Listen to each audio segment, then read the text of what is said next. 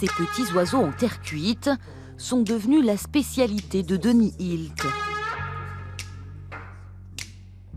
En 3 ans, il en a fabriqué des centaines, des spatz lorrains, tous différents les uns des autres, qu'il sculpte chez lui à ses heures perdues.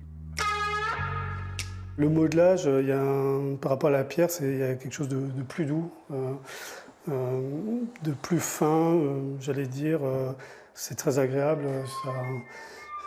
Ça rappelle un petit peu quand on était enfant, on travaillait la pâte à modeler, donc on rentre un petit peu dans un imaginaire qui se joue entre la nature et la vie réelle, parce qu'en fait, ce sont des oiseaux, oui, mais ce sont surtout des personnages humains personnifiés en oiseaux, donc il n'y a pas de limite.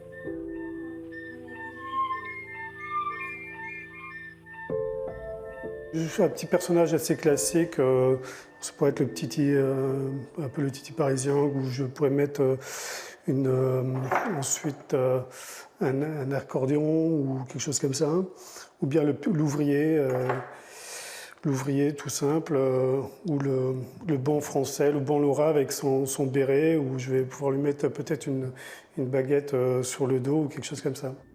Graphiste indépendant, Denis Hilt est un autodidacte de la sculpture, car s'il a la fibre créative, rien au départ ne le prédestinait à devenir artiste.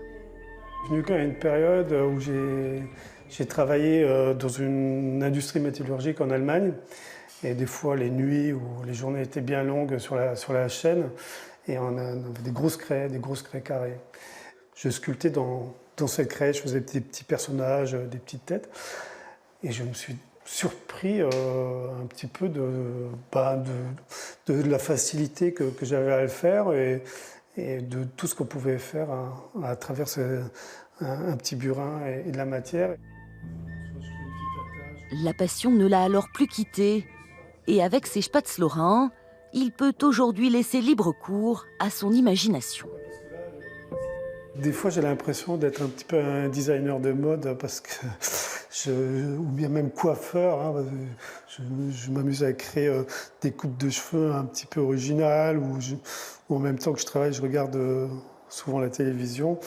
Je façonne des sacs à main, donc je suis un petit peu maroquinier aussi, voilà, je fabrique des chapeaux, plein de choses voilà, pour accessoiriser mes petits personnages.